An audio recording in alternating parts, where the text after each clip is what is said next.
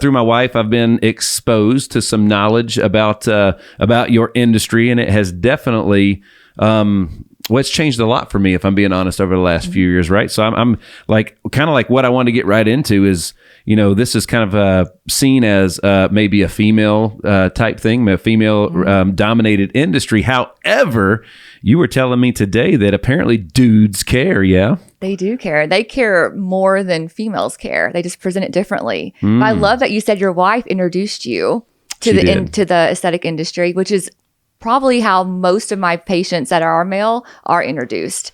I find that when they see their significant other just having more confidence, looking good, feeling good, they're like, wow, what's she doing? Okay. And so it kind of is like, hey, can you get me an appointment with your girl? Or sometimes the male clients just show up, and then I have to ask the questions of like, okay, how'd they get here? Because then I have to go into that type of consult.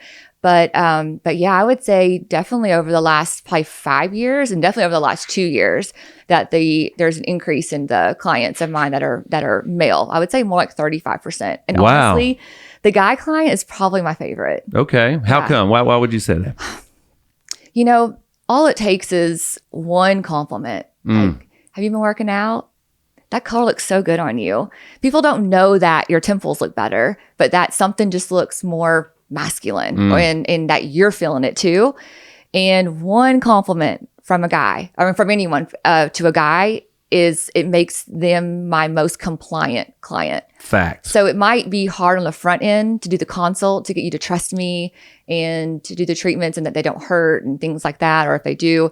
But once you get one compliment outside of my treatment room and I see you back and there's just a different confidence in your walk, it is like you will do whatever I say, and you are so compliant. So watching the confidence in the guys is great, especially when I start seeing or hearing about like their career jumps, or they're dating somebody new, or anything that's just more positive in their life. It's like, when you're looking better, it's more of a feeling. So absolutely. Yeah, it's fun.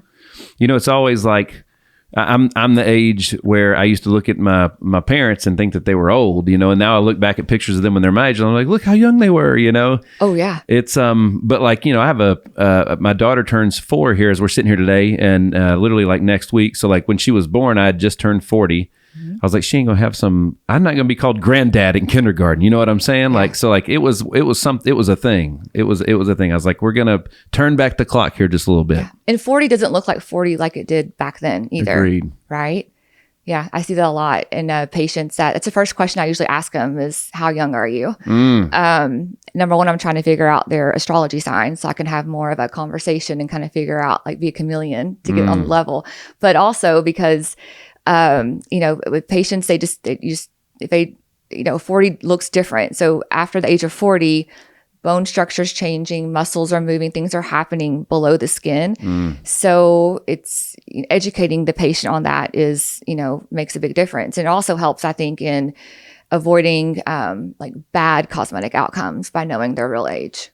So, when we're talking about the stuff we're talking about today, it's kind of like, if you've never flown on a plane before, you're going to hear about the 4 plane crashes that happened, but they don't tell you about the 10 million that flew yesterday, and it's such a small fraction of a percentage. So like, there's not a lot of people going online saying, look at how great my surgery turned out today. They don't want people necessarily to know, but boy, if you get a bad one, oh yeah, everybody's going to know. Yeah. So like, I think that was probably those 2 things that when I started dabbling into this a little bit, it was 2 things, which was one, like, how do you choose the right person, like, to do this, which was, so obviously my wife chose it for me at the time, which was wonderful, because it took a lot of pressure off. But the other thing is, like, I didn't know once I started, it was like, oh, this is something you keep up with. I was like, okay, that makes sense. Just like anything else that's great, like brushing your teeth or working out or anything else, it's better the longer that you do it and the more consistently you can keep up with it, right? Oh yeah, I mean, it's definitely prevention.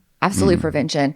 I think that it was great that your wife was able to refer you someone, because I think referral is probably the biggest like the biggest key. You know, if your friends are seeing somebody and you like the way they look and you see their confidence and that, you're like, okay, I want to know who they're going to, right? But I also think that if you're not, you don't have a referral and you're kind of like, okay, I want to go and just see what my options are, whether it's I'm looking tired or I have a double chin, like something's going on, then is she talking about me right now? see how guys are, you're already thinking like insecure. See? Hell yeah, I'm insecure as hell about that stuff. No, see, I don't even have to like even prove a point now. No, I want to look. I love you, care. You know what? You know what the hot factor is? Single or not, but when a guy cares, it's actually like it's not a red flag. I agree. It's not. Yeah. So to get a good quality girl, like we look at things like that. Let's go. Let's go. So, all right. Well, let's talk about. I want to stay right there on picking the right person, right? So obviously we're looking for experience. You know, I didn't know that. We've all learned a lot about nutrition and like ingredients in food, and that plays a role into everything and into like what we're putting into our skin and all that stuff, right? So if you're looking for somebody to have a consult or get started with this, they should just reach directly out to you, right? But what are some of the ways that like you would advise people to shop? Maybe they're not, maybe they're listening from across the world right here and they can't get to you. I think that your face card's your number one, like be your brand. And so if you walk in and and you look great and you don't look crazy from doing all the things that are out there, and if you're looking at bad reviews and things like that or bad perceptions, because like we said earlier, when there's bad Botox or bad treatments being done, like you're like, okay, everyone is going to look like that. You don't think of like all the people that do it that look great, right? And I think it's experience, and I think experience comes from doing what you're doing and loving it for as long as you do that. But I think it really comes from doing the treatment yourself. And so every modality, every treatment I offer, I've done. Not only do I want the beauty benefit, of course I do. I'm in the freaking beauty industry, right. But I want to make sure that these treatments are effective and that I want to feel what it feels like. I want to know what my downtime is. I do a lot of combination therapy. So I know like what really, really works. And if there are any side effects or complications or things like that, like I know exactly how to treat them. And things like swelling and like especially I treat a lot of patients that are like on TV or podcasting like you're doing, whatever. So it's important to ask those questions and know, hey, you're going to have a couple of days of downtime. So when are you on the air next? Yeah. Like, let's do the things that we know we can do that you might have a day or two, like no one really know, but also there's some things that we need to do that will target your main concern. But we need to have like a couple of days to know about that. So I think all in that kind of gives more of a better consult and trust in that I'm looking out for that patient. So that comes with experience to me. That's awesome. Yeah. That's awesome. And like I would look for that in somebody else. Like if I put myself in the treatment chair, I kind of think of what do I want the person that's making me look and feel better, what do I want them to say? Like, what do I want them to look like? Like, what kind of questions do I want them to ask? So I try to put myself in that position to give all the knowledge to the patient. Absolutely.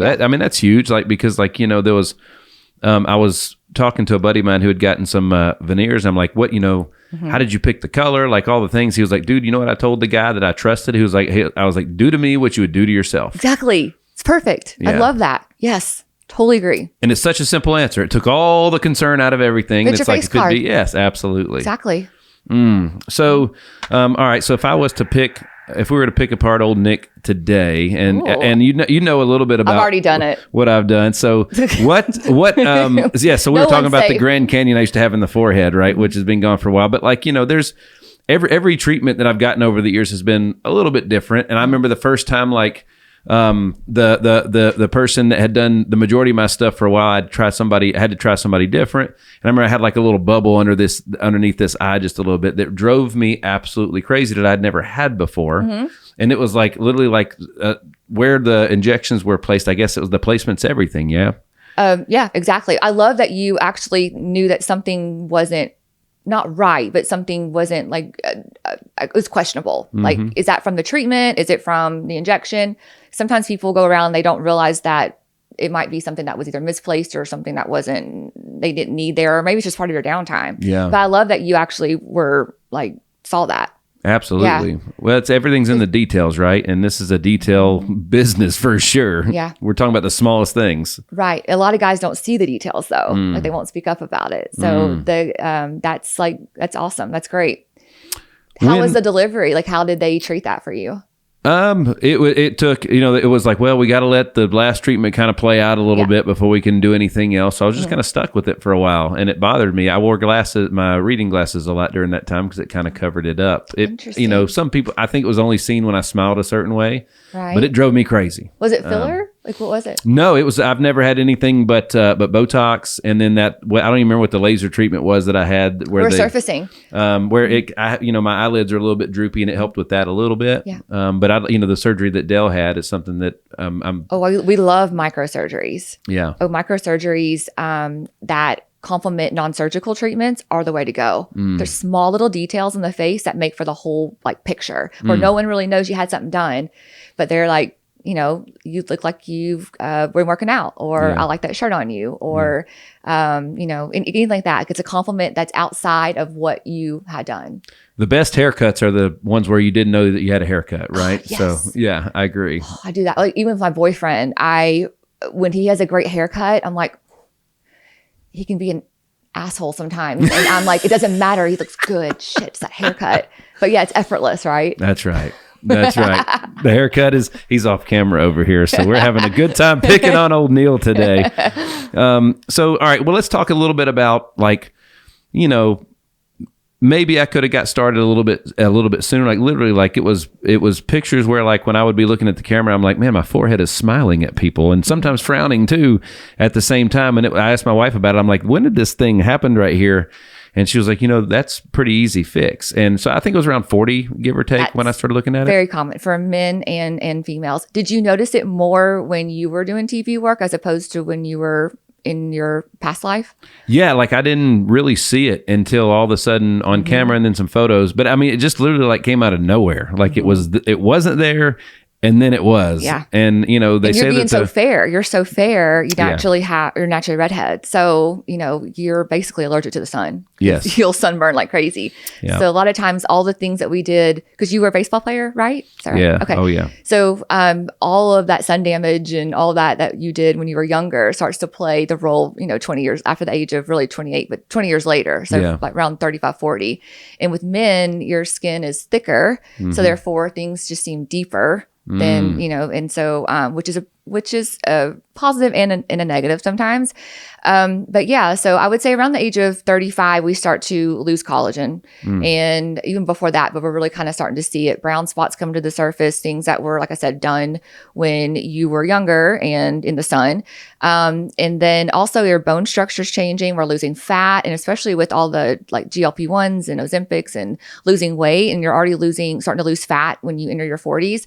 You add that on top of it, and there's some certain areas on the face that will make other features look like they're more of the main concern. So like, for example, for guys, usually it starts like around the eye area. It's going to go more horizontal like that. And so you got to look at the temple. You might see the symptom, which is going to be down the middle of the face, like under eyes, maybe like your folds.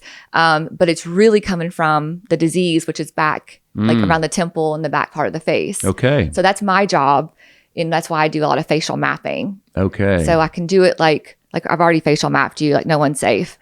It's just the way my brain works. I love it. And so, but I also draw on patients and show them in the mirror, with their normal authenticity and like in bone structure, and like, okay, you're seeing this, but when I do this, do you see how that improves? Yeah. So this is the modality that I would go with for this area to improve this. So that way, yeah. So, but it's very common that over the age of 35 to 40, that's probably like my most percentage of age for my clientele too. And that's my age group too. You kind of like attract like what kind of like around the age group I think you are. Again, it's if you treat it as more of a preventative thing than a problem solving thing, I think you can kind of get ahead of it and stay ahead of it a little bit, maybe. Absolutely. I mean, treat it the same way as you would your nutrition, right? That's good. Yeah. And then like, do you see more, we're talking about guys here, I guess. Do you see more guys coming in to fix flaws or just maintain. Like for me, I just wanted to look like I did 15 years ago. Like, you know what I'm saying? Like I was happy with that. Forget about 5 years ago. We're going 15. Absolutely. Okay. All right. Okay. Absolutely. Well, because I always had the fat face and the dimples I always had the crow's feet a little bit, and they were kind of natural. I was cool with that. Yeah. But the sagginess underneath the eyes, and obviously the couple wrinkles in the forehead and whatnot were.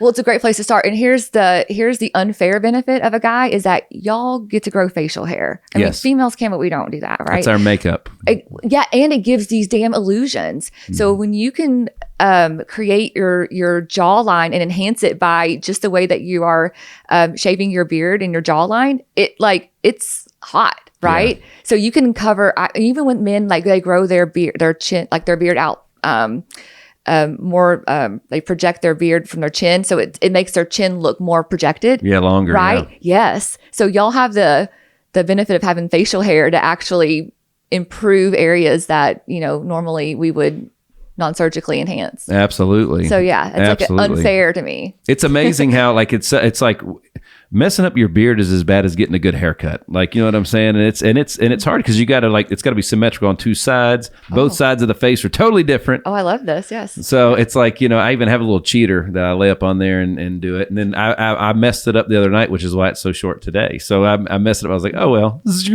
and it was gone. Mm-hmm. Well, like non-surgical treatments too, like your beard will grow back. That's right. With non-surgical treatments, yes, they are definitely accumulative in their prevention. I find that with my guys, like once I get them like in the club, that my guys can go like twice a year. Okay. Like it's a different protocol than my females too. I mean, there's more to like females and areas and body parts that bother us as opposed to guys. And so I find that with my guys, once I get them like, good in the club and educated, then we definitely introduce new treatments, or they at least trust me enough to be like, hey, what's this? I'm kind of like, maybe I want to lose like 5 pounds, or maybe I want to get some inflammation off of me, or things like that. Then I can help them in that department. But yeah, it's like twice a year and you can pretty much maintain. It's kind of high maintenance to be low maintenance, honestly.